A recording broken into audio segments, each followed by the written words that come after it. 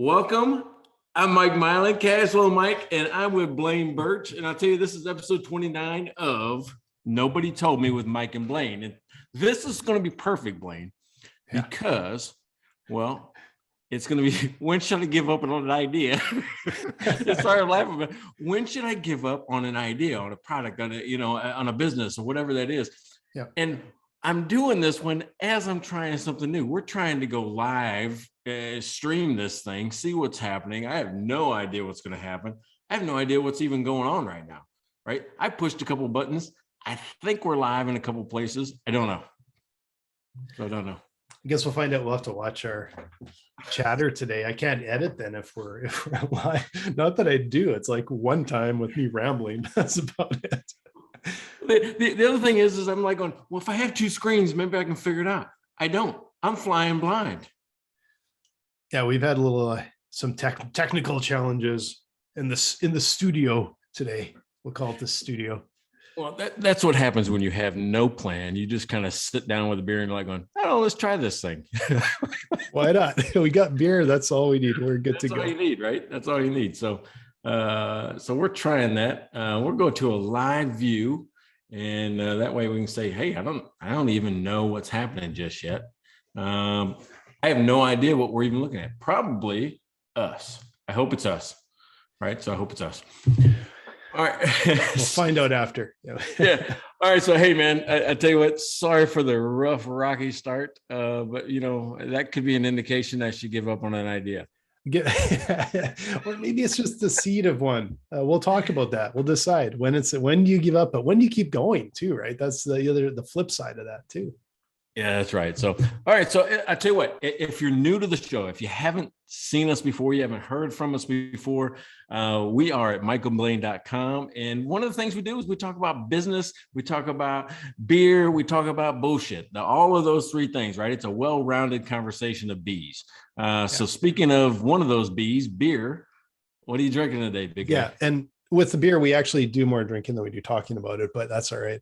I have got today, Causal Continuum from Resident Culture in Charlotte, North Carolina. It is an IPA, but let me show you. It's like a New England style IPA. It's a little bit cloudy.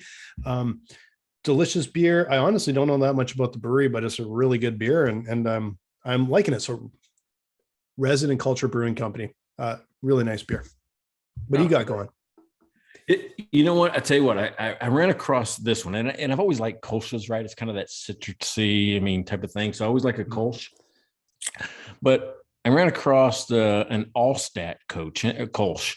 And you look at me, it's a real German-looking can. It's even embossed, right? So if you run your hand across the can, it's an embossed can. Like real raised, super fancy, right? Yeah. From Fredericksburg, Texas. Now, those of you that know Texas, know Fredericksburg, it's normally known for its wine, but there's a huge German influence. So there's some breweries there. There's some great restaurants, perfect shopping. Their Christmas, setup is by far one of the best in Texas. So if you haven't been there, go.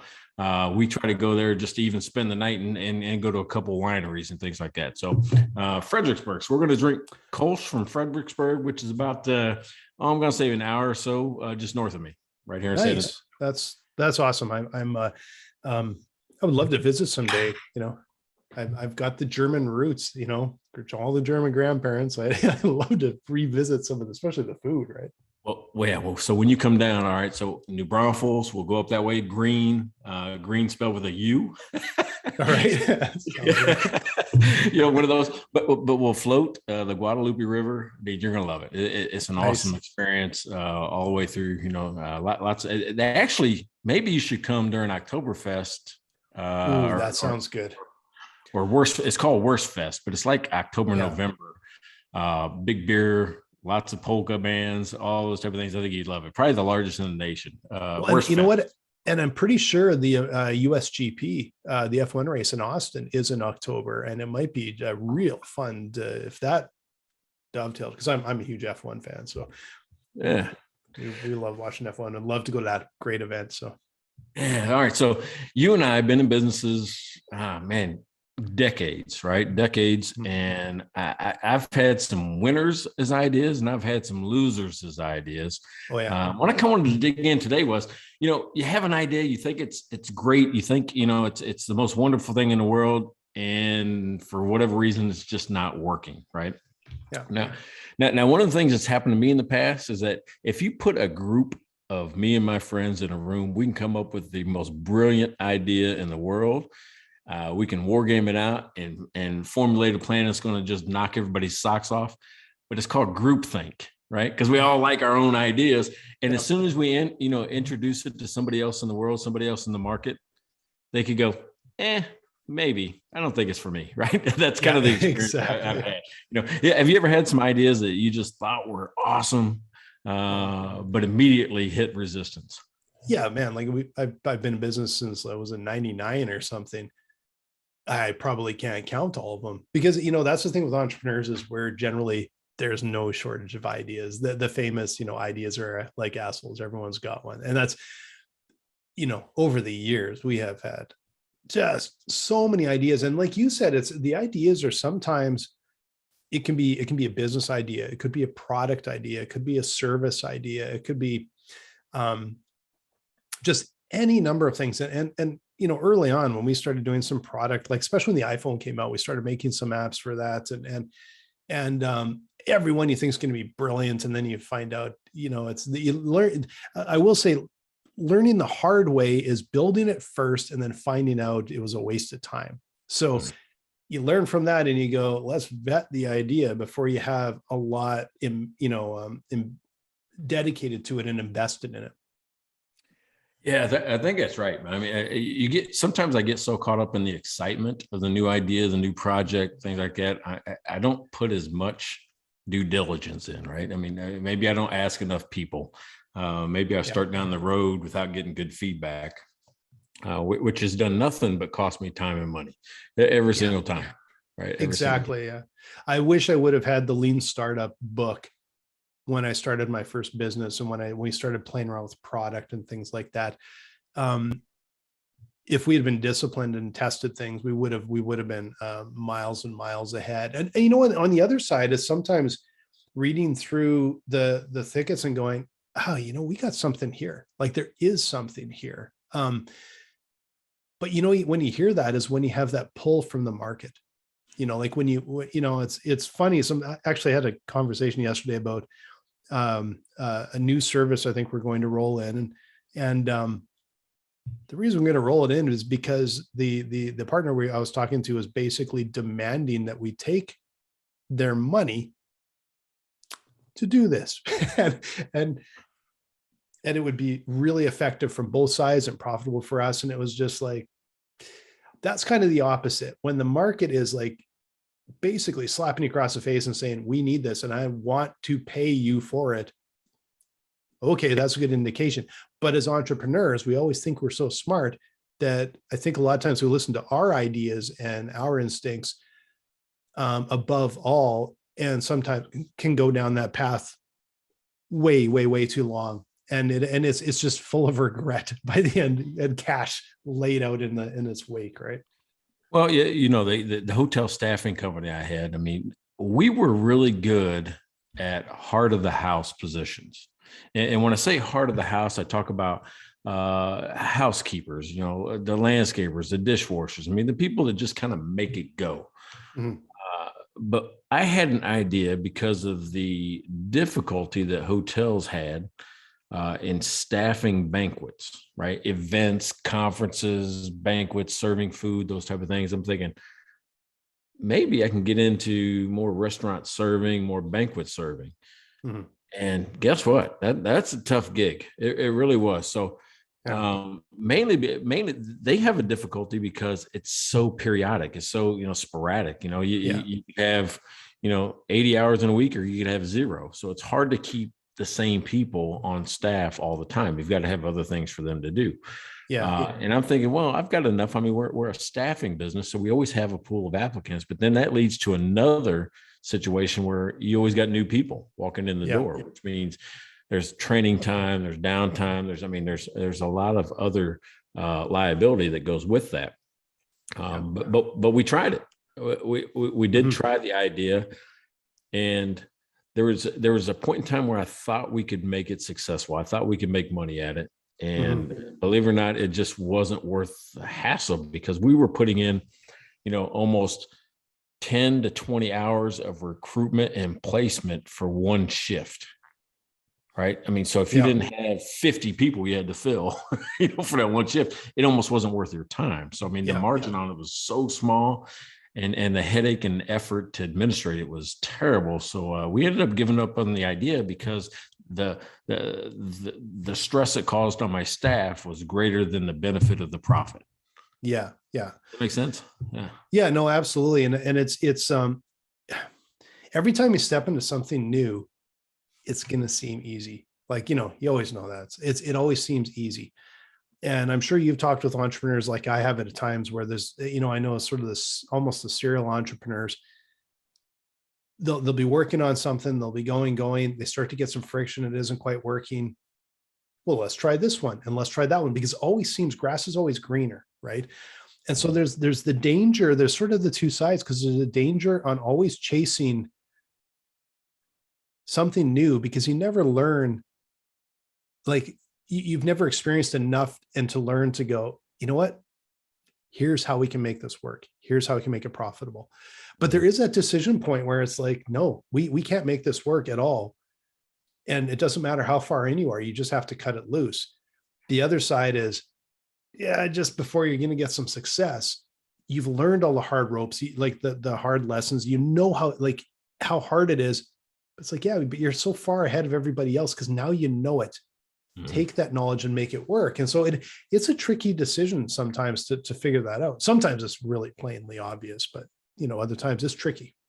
All right. So what are some reasons you think people should give up on an idea? I mean, money's an obvious one. I mean, and even that we can debate, well, how long should I go losing money? Yeah. All right. So what are some others? And then we'll kind of dig into them. I think the biggest one is how's the market responding? Is there a market pull? Is there interest? Will people pay? Like if the problem is some of these businesses, it's about getting, a jabillion users. So don't pay anything, but you'll monetize it later. Like I'm not, I guess that's another a reason that you get so many users and so much traction, you can do something with it. If it's something you are looking to monetize, it's not, the thing to me is that it's not the promise of money. It's not someone saying they'll spend the money. It's like someone opens up their wallet and pays for it. That's the gold standard that you have to start with. And then you have to look at, is there a lot of people that are willing to do the same? So, it's a challenge. It's a challenge because like even with us, we've been poking around the wrong market for a while, and there was some, and then all of a sudden it's like, oh, we got it, right? Like go, right? Man, the worst thing we could have done is had a little bit of success and cut out too early. And then there's other times where it's like, I know in my past, there's times that we hung on and like, we've all been there where it's like, holy smokes, I think I just flushed 50 grand on that. Like, non-entrepreneurs can't understand that when it's like, we chased that, we built it, it did not work. And you finally go, no, good money after bad, you got to kill it. Right. Yeah. All right. So that happened to me. You got to remember at the point in time I made this decision, I thought I was golden, right? Like almost everything I touched was going to, spin off cash. I had 3 bar restaurants. I had 9 property, units that I was renting out, those type of things. And I had a hotel staffing company, and they were all kind of working together because I could take, the housekeepers and have them, clean the apartments. And then, I could take any of the restaurant workers and just kind of move them around and did the different restaurants because we had that kind of process. So when I was approached, and this happens to you, believe it or not, it happens to you. If people start to see you have some success, they come to you with ideas. They go, hey, you're good at this. You should try that. Or we should go into business together on this type of thing. Well, I fell into that. But I put a rule in place, like going, I won't jump into a new idea unless I can go get a customer first. Yeah. right? So think about that. It's what you just said. Say, if I can get somebody to commit, like going, hey, I'm going to do this. If I did this, would you be interested? Is this something that you would buy? So you kind of already kind of pre-sell it. Yeah. Yeah. I jumped into the herbal supplement business, right? Okay. And you can see how it fits, right? I'm really just selling people's time. Why can't I sell pills? Well, because I can't, right? It's a service business and a retail business. They don't really mix. I didn't really know much about it, but I had a friend that worked at a major retailer, and I was able to get our product. It was called Recover. If people go look it up, and it was all over kind of the Midwest, into Walgreens. We were in 119 Walgreens. I got a commitment from Walgreens before I jumped into the business. Nice. Yep. Yeah, you would think, right? You would think, oh, that's good. And then we picked up another a distributor, and we were able to get into about 500 stores pretty quickly. Yeah. Yeah. Here's the thing about Walgreens, if you don't know this. What I didn't know is that every linear foot on those shelves have a gross profit amount attached to it, which means I want to make this much per month out of this foot. Yeah. So think about a box of something, and maybe Walgreens makes $1 per package. Yeah. So if there's 50 packages in a box that's sitting on the shelf, that's $50. Yeah. That's what they want.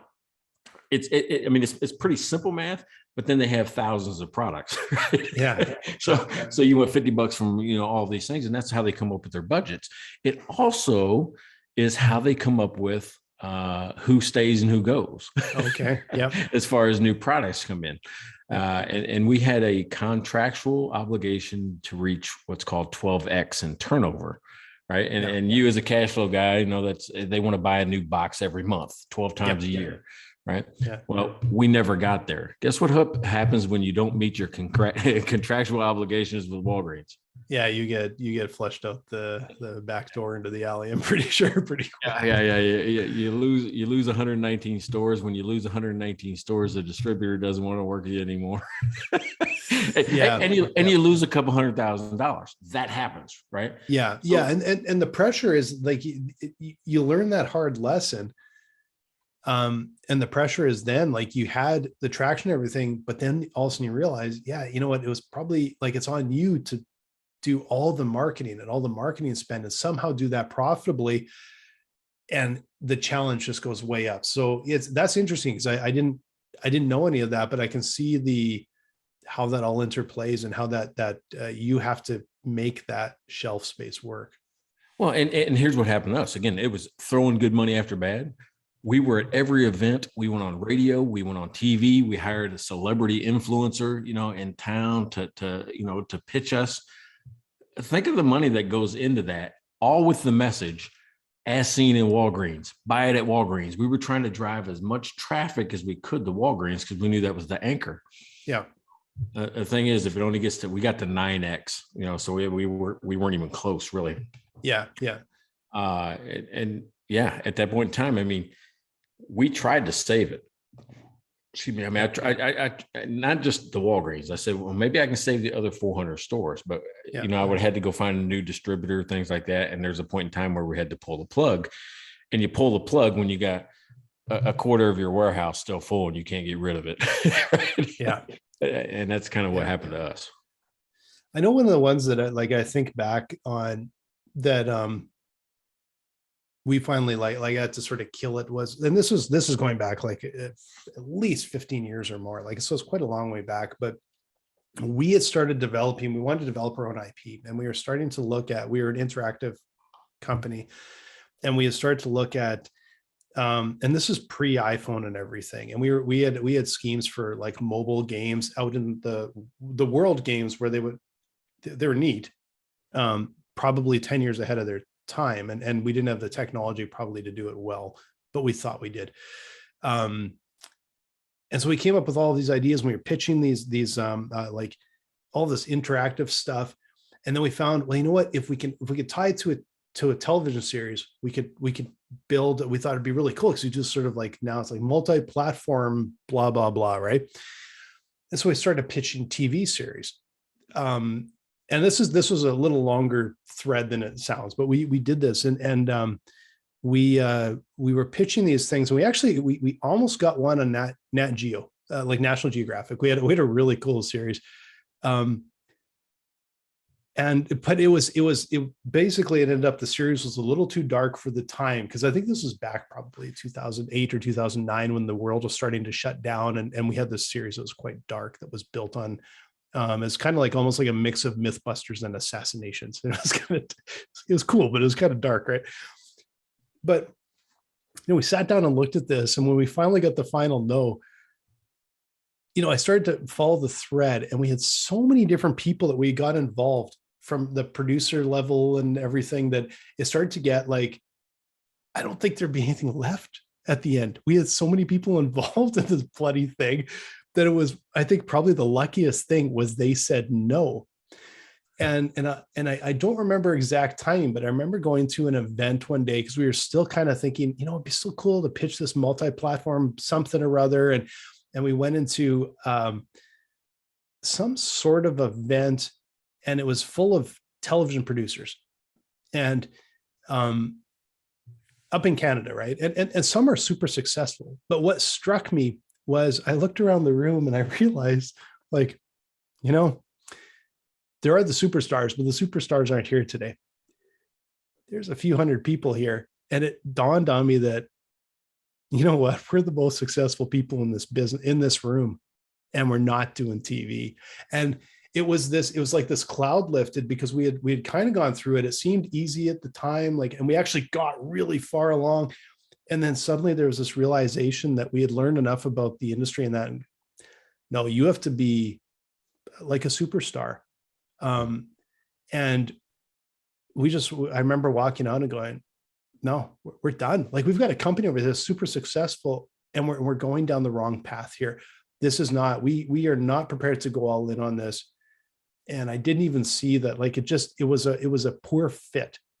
And it's kind of, we had to go so deep to learn it, and then go, oh shit, that's not good. And it was interesting, is out of all that time and dedication and the things we had going, it was just like that. We're like, nope.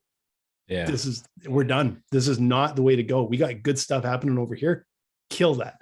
And it was weird to do it, but it was just instantaneous, right? Yeah. Hey, have you ever killed an idea because you didn't have the right people to execute it, or maybe a key person left? You're like, we can't run it. I've actually had to do that, right? Where, a key person that has some institutional knowledge or some knowledge, deeper on how to do something well, leaves the company for another opportunity, and you just can't keep up with, a part of the business. Yeah.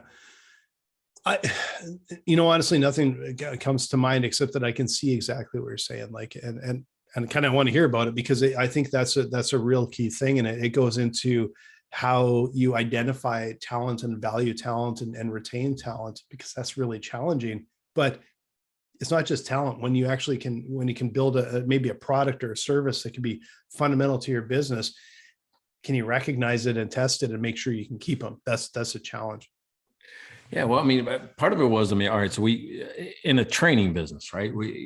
I think I'm known pretty well, financial analysis, cash flow analysis, those type of things. But we had a person that was kind of a part-timer with us when I was up at Finnegraph, and they were really good at the sales aspect, meaning teaching a sales process to bankers. Right. How to make calls, how to put your call sheet together, how to actually run a sales conversation, how to create a sales scene, all of these things. Well, he had another opportunity. First of all, his full-time job was as a firefighter. And then he had a baby.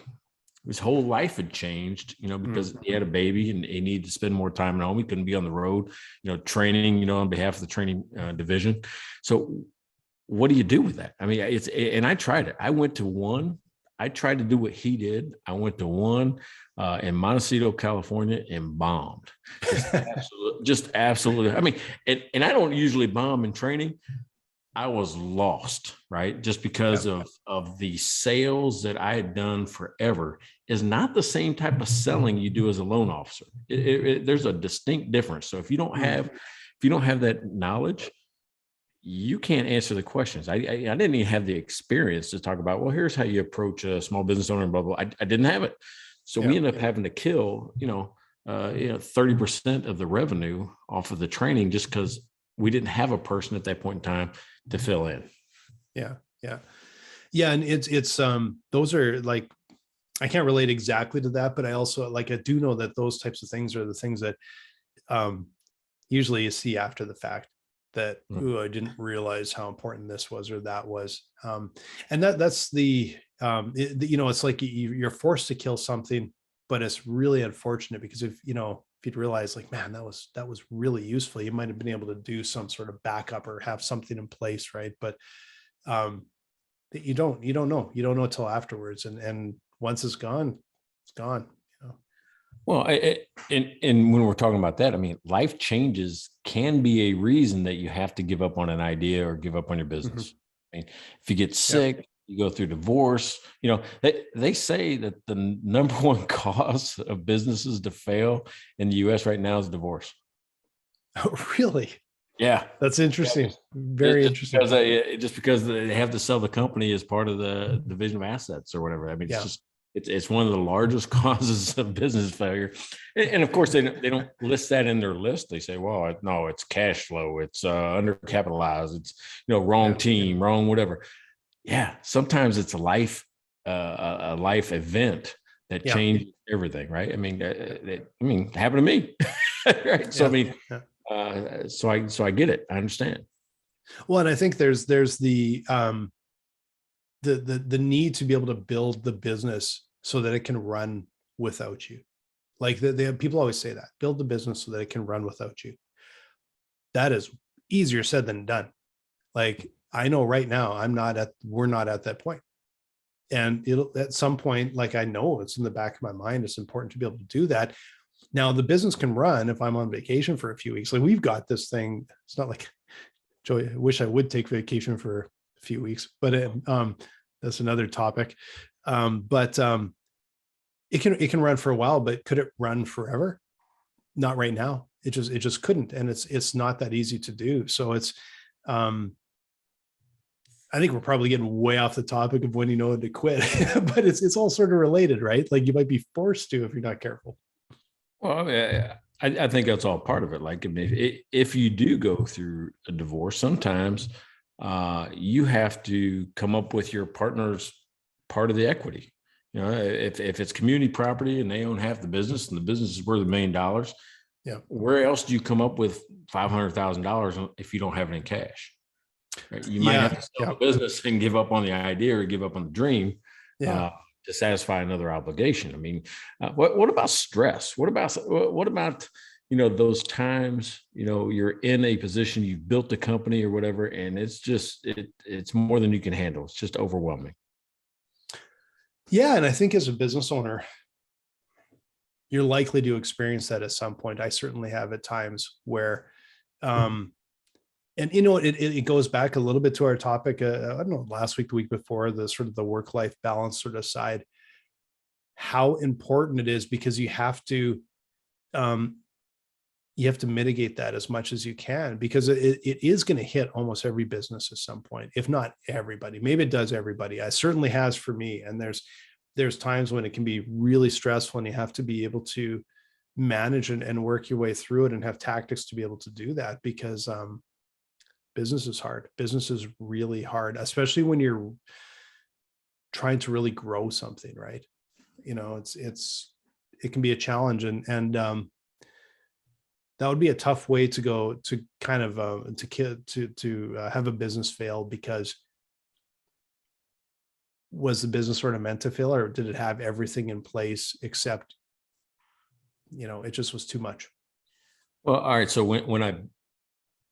the second restaurant, all right, so the first one I bought, the second one I built from scratch. And that came about from a deck dream, right?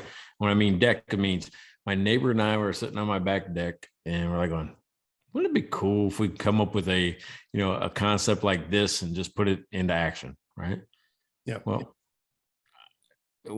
sometime after that conversation, I ran across an opportunity. Am I going, hey, we can make this real? So an idea into a business, and we as neighbors, I'll let you invest. I think he got like 10% of the company to come up with part of the money. He took a home equity line, right? So he took money out of his house to buy into this restaurant. And it struggled. It was right at the worst possible time in the world. I didn't know it then. We opened in 2007, and I don't Oh, yeah. And in 2008, the bankers burnt the world down, and taking people's homes and everything else, and all these new regulations came in. 2008 was a nightmare, right? It was just I was taking money out of my other businesses and keeping this thing afloat. Yeah, not taking a paycheck, just doing it. Anxiety. You want to talk about anxiety and stress and money flying out of my pocket? That was it, right? So what I chose to do was expand. I went into the company next door went out of business in the strip mall. So I rented that space, blew through the walls, and made it bigger, and made it more into an entertainment type space where people could have things. So I could start booking parties and doing catering and those type of things. Yeah. But it took a ton of money, right, to do that. It took a lot of money to be able to do that. And at the time, my neighbor just didn't have it, right? He couldn't contribute more. And I felt bad about his investment, right? So we looked for a way where he got, I don't know, almost 95 or even 100+ % out of his investment. And I bought out his part. Yeah. It was all of that stress, all of that pressure that made him like ready to give up, ready to say, hey, I can't do this. Yeah. Me, I'd already been part of 5 other businesses. I was just kind of used to it. You just kind of go, yeah. But it was also hard on me as well, right? Oh, so, yeah. And I wanted to give up. I'm going, if I'm not going to have somebody to help me, just put in time. Just put in time, right? Help me manage it. Help me do something. Yeah. Well, and of course, like I know that time extremely well. I always credit that's where Dry Run comes from to a large degree, because 2007, we were just sounds so stupid now. We were traveling all over the bloody world and thinking we're going to make all these deals and had all these, and got a big giant office and all of a sudden 2008 hits, and it's like, yeah, like we have 1,000 square feet that's sitting there empty, or a couple, and it's like, well, let's throw a couple ping pong tables in. But the real stress for me, and it comes back to that, like that cash flow is just, that's where the stress really hits. And it's not because, just like you, it's like we're putting personal cash in and not getting paid at times. The stress though was more on the fact that I had a bunch of people sitting in that room, and they had mortgages and they had kids and they had responsibilities. Because of course, all our employees are adults, right? And that was the biggest stress of all, because we're like, I don't want to lay anyone off. And rightly or wrongly, we didn't lay anybody off. Like looking back, I'm like, I don't know, did we cut too close to the bone? Like we survived, but I still don't know if it was like, we probably cut it too close because we just refused. We're like, these people, where else are they going to go for a job? Yeah. So we're going to figure it out somehow. By luck and duct tape and chicken wire, we kept that business going and got it back on its feet, but probably could have died 10 times over in that time. And the stress, like I still remember we were in this modern building with this like weird, like floating, kind of staircase thing with cable. It looked really neat. And I remember walking down the stairs, and it's like I'm willing myself to walk down the stairs to get into to like where our office was, right? And you're going down those stairs, and it's like you're taking one step at a time. And then it's like, before I open the door to the office, take a deep breath and then walk through with a smile on your face. Yeah. Because, you have to keep upbeat like that. But the pressure, it felt like you had a 1,000-pound safe just crushing you the whole time. And you say like, hey, how's everybody doing? Good, blah, blah, blah. And then you walk in the back room like, oh my God, what are we going to do here? And it's when those times, and I think that's what a lot of people are facing right now, right? Like it's a tough time for businesses. Well, and what's funny is, I mean, you talk about this, the gut, depression, all that. there's a mathematical equation, a ratio that you can use to make this decision for you, right? I mean, if you use ROI, return on investment, one of the biggest reasons people use ROI for everything, anything, is to compare what you should be doing with your money as opposed to what you are. Yeah. Right. So if you take, we'll say your total return, your profit on an idea, on a business or whatever it is, and divide it by your total investment, your equity, that should give you a return, right? And if you're making no money or negative money or whatever it is, scrap it. Don't dig it a bigger hole. I mean, so there's an actual, and if you're making 2% and you can make 5% somewhere else, well, that's a big jump, right? That's a big jump. If you're trying to build a lifestyle friendly business, transfer value back to you, that's a good way to do it. Hey, I've been pondering a company right now on why they still exist. And it's funny, right? What are your thoughts? And I'm going to kind of tell you the way I view their history over the last 20 years or 30 years, actually, and tell you why I think this way. But what do you think of Kodak? You know what? The thing is, I don't even know. I didn't even, first of all, I didn't know they were still around. And assuming if they are still around, I'm actually quite curious to see what they're doing, because it would have to be completely different than what they were doing 15 years ago, I would guess. All right, well, check this out. Here's the way I view their history over the last 30 years, right? So I'll even go 40 years. 40 years ago, they were the king of everything. You couldn't go to Walmart, you couldn't go anywhere else, and you saw Kodak, right? You bought Kodak, you saw Kodak, you got it. They lined shelves up with this stuff. Yeah. The 90s came around, and people started getting these digital cameras. And what did Kodak say? It's dumb. That's a dumb idea. There's no way you can sort the pictures. People want to put them in books. They want to show them to their neighbors. They want to, there's no way they're going to want to just put it in on a disc or anything like that. Where does that even go? How do you know it's even going to be safe, right? You're going to lose all your memories. That's kind of what they thought. Then they missed out on that. And people started technology moved from a digital camera into a phone. Right now, everybody has a camera. Yeah. So what did they do in response? Early 2000s, cameras started going into phones. Yeah. They built kiosks in Walmart and those type of things, saying, no, people still want to print pictures, right? They were still held on to it. Nobody wants a digital camera phone. Nobody's going to do that. We're still going to take it. But they did move to digital. They said, we'll take your digital picture and put it on a t-shirt or put it on a mug. But you do that every once in a while. It wasn't like they used to print pictures back in the 80s where, every month you had a bunch of them, or twice a year you took 10 rolls of film in. Mm-hmm. All right. So I'm like, okay, they're getting better. At least they're acknowledging that digital's valid.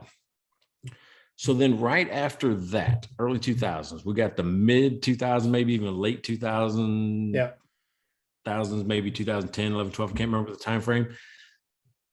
Well, most of us have an iPhone or an Android phone, right? Mm-hmm. How many people bought the Kodak phone? I didn't know there was one. Yeah, so I'm guessing not very many. And so nobody bought. We were already committed to Apple and Google. We weren't committed to to Kodak at that point in time. They missed. They could have got into that right at the digital cameras. They could have made a Kodak digital camera and put it into a phone immediately. Yeah. They missed it. So they missed digital pictures. Then they missed the equipment, the Kodak phone and all that. They scrapped on that idea.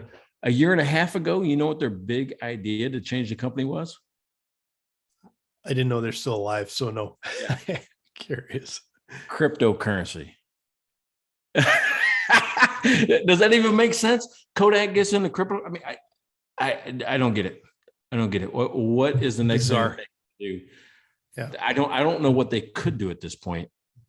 They just feels way back out in front of something. They're just grasping at straws. That's what it sounds like. Completely grasping at straws. Going back to it, like, I'm curious, maybe they had just somebody that's really smart and they brought him in and went, screw all this, let's do crypto. So I don't know. Right. But it's there's always those famous, and that's the other thing is giving up on an idea. That's different than kind of flaming someone else's idea. And you can always think of those famous ones. So that's one that I wasn't familiar with. Kodak, like no one will want to do that. But there's the famous Steve Ballmer. I don't paraphrase and I don't remember exactly what it was, but he's like, no one's going to ever want to pay $1,000 for a phone or whatever. And he slagged the iPhone. And then the Microsoft, long gone. They never sort of managed to, because Android and became an Android and Apple world, right? Yep. There was also a famous quote, trying to remember, was it a toy company or something like that said video games are a fad. Like, you don't want to be that one either, like that guy either, that's just like you actually slag someone else's idea and you don't see the changing of the guard, like it's just and you never want to say anything because that quote will float around forever. It'll never go away, right? Yeah, well, I mean, and speaking of, I mean, Courtney just told me about a school in Houston, right? That they have a whole basement level that is more like a training ground for esports, the professional gaming leagues, right? Where it's nice. She's an experience. She goes down there and people are just, and I guess this minor league team, in Houston, has never lost. They've never lost as a team in whatever tournaments they go into as minor leagues. They've never lost. So these folks get picked up by these professional gaming teams all around. But think of that. We went from that's a fad. My dad goes, you're going to burn your eyes out watching the screen that much, to now it's a professional sport. Yeah. And there's some people making a lot of money off of that too. And I'll admit, I've never watched esports, but I'll never say there's nothing there, because it's like an entire generation that is supporting this, right? Like I still remember at one point when Tony Hawk was the most recognized sports figure in the world with a certain age group, and the rest of the world's like, ooh, what? Tony Hawk? But a lot of it was because of the video game that came out, right? Yeah, it's craziness. So all right, so let's kind of recap. All right, so the title today was, when should I give up on an idea? Right. Yeah. And I think, there's some big reasons. One, you could actually do better with your money somewhere else, right? When you really just look at it objectively, saying, yeah, I'm in a business or I'm in an idea that really doesn't generate the wealth that I want to, and I could do better over here. Maybe I should just move. Yeah. I think another one is, we talked about was like stress. If it gives you health problems, or it's breaking up your family, or, it takes away all your time where you can't get a break. You can't, we talked about that mental break that everyone needs a couple episodes ago. But if you're that, it's probably time to give up. It's not, health and family and all that's never worth it. Yeah. And I think the other thing for me is that it's, we said money and all that. I think if the market doesn't like it, right? Just saying, maybe you're making money or you're not very good at it, but you're making money, but the market's like kind of iffy or even starting to turn. Maybe you get out ahead of it. Yeah. Yeah. And I think the market one is a really important one. But I will say that make sure you've tested with the right market. And like we were talking before you dive in on these things, try and test it. Try and get someone to pay. Get to pay early to validate it before you start investing a lot. So in other words, well, they always say in Silicon Valley, it's like fail fast, fail fast, fail fast. And it's lean startup and all those things, because it's get in, validate, there's something there, take the next step. People are willing to pay, take the next step. It's getting, like we've talked before, it's not even a marathon. It's like running around the world. So you have to, it's a long haul, but you always have to be conscious of when the market pull isn't there, when they aren't willing to pay for it, when there isn't there is no market. You can float around and try and find it. It just isn't there. People don't value it.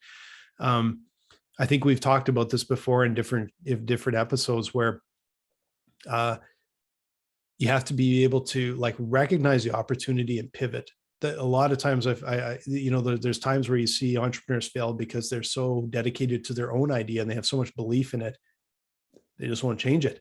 They won't adjust to it. They will go till they die, till the business is out of business. Right. Yep.